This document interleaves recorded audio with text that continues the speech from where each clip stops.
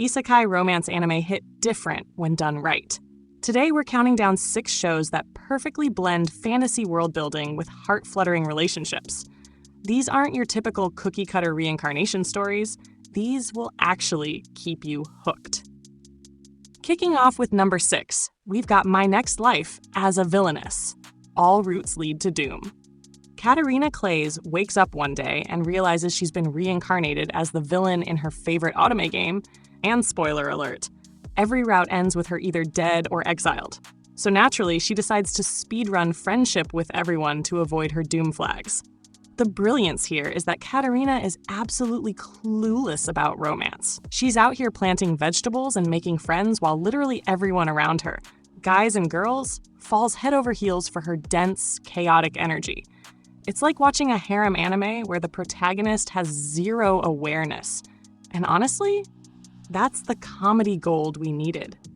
The show takes the villainous reincarnation trope and flips it into a wholesome, hilarious romp where death flags are avoided through the power of being genuinely nice and slightly dumb. Sure, it's not the deepest romance out there, but watching Katarina accidentally charm an entire cast while obsessing over food is peak entertainment. It's lighthearted, fun, and the perfect gateway into isekai romance without the heavy drama. Plus, that bisexual harem energy? Chef's kiss. Wait, no filler words. It's just really good, okay? Sliding to number 5, we have The Saint's magic power is omnipotent. Sei Takanashi gets summoned to another world as a saint, but the knights immediately ignore her and fawn over the other girl who got summoned. Talk about a rough start. So Sei does what any reasonable adult would do. She says screw this and starts working at a research institute making potions instead. The romance here is slow burn perfection. We're talking about a mature working woman finding love with a knight commander who actually respects her intelligence and contributions.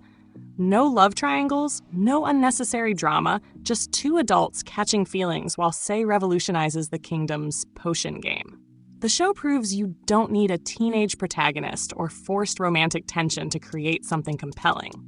Sei's journey from overlooked summon to indispensable saint feels earned, and watching her casually flex her overpowered magic while staying humble is refreshing. The relationship develops naturally through mutual respect and shared goals, which is shockingly rare in anime romance. It's cozy, it's sweet, and it treats its characters like actual adults. If you're tired of high school romance and want something more mature, this is your jam. Landing on number 4, In Another World with My Smartphone. Look, I'm not gonna lie, this anime is peak wish fulfillment trash, and I mean that as a compliment.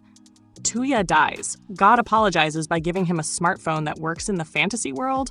Oh, and also makes him overpowered in literally every way.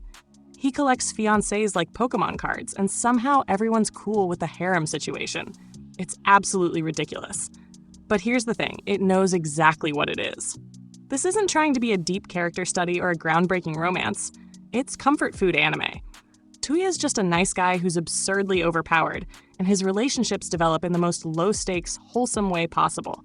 There's no jealousy, no forced drama between the girls. Everyone just vibes. Is it generic? Absolutely. Is the animation sometimes questionable? You bet. But when you want to turn your brain off and watch a dude speedrun building a kingdom while accidentally proposing to multiple princesses, this delivers. It's the anime equivalent of fast food. Not nutritious, but sometimes you're just craving those guilty pleasure vibes. But trust me, number 3, it'll mess with your head in the best way possible. Looking at number 3, we've got Sugar Apple Fairy Tale.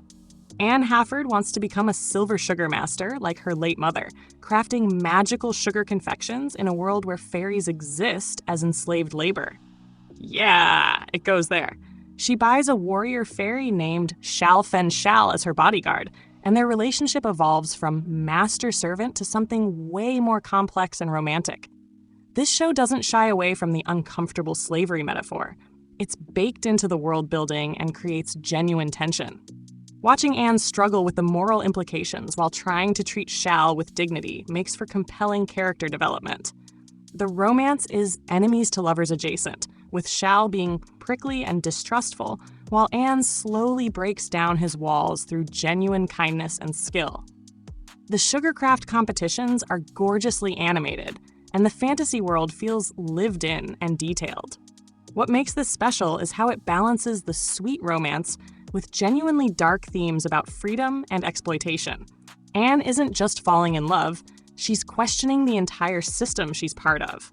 It's thoughtful, beautifully crafted, and the slow burn romance hits different when there's actual stakes and moral complexity involved. This is isekai-adjacent fantasy romance done right, with substance behind the sugar-coated exterior. Moving to number 2, the magical revolution of the reincarnated princess and the genius young lady. Princess Anisfia gets her engagement broken off publicly, and instead of crying about it, she swoops in on a flying broomstick to rescue Euphilia, the girl her brother just humiliated. What follows is a beautiful story about two women supporting each other, pushing boundaries, and developing feelings that go way beyond friendship. Anis is a reincarnated princess obsessed with creating magic through science, while Yuffie is a genius noble trying to meet impossible expectations. Their dynamic is everything. Anis brings chaos and innovation, while Yuffie provides stability and magical talent. The show tackles themes of duty versus passion, societal expectations, and finding your own path. The romance builds naturally as they inspire each other to break free from their predetermined roles. It's also refreshingly queer without making a big deal about it. Their relationship just is, and the story focuses on their growth as individuals and partners. The action scenes are solid, the emotional beats hit hard, and watching these two women revolutionize their kingdom together while falling in love is genuinely empowering. It's smart, heartfelt, and exactly what isekai romance needed. Female protagonists who drive their own narrative. And taking the number 1 spot, Ascendance of a Bookworm. Urano Motosu, a book-loving college student, dies and wakes up as Mine, a sickly 5-year-old in a medieval fantasy world with no books. Her solution? Make books herself, obviously. What starts as a quest for literature becomes an epic journey of innovation, economics, and genuinely earned romance. The slow burn relationship between Mine and Ferdinand is masterclass. It takes literal seasons to develop, built on mutual respect, intellectual partnership, and understanding.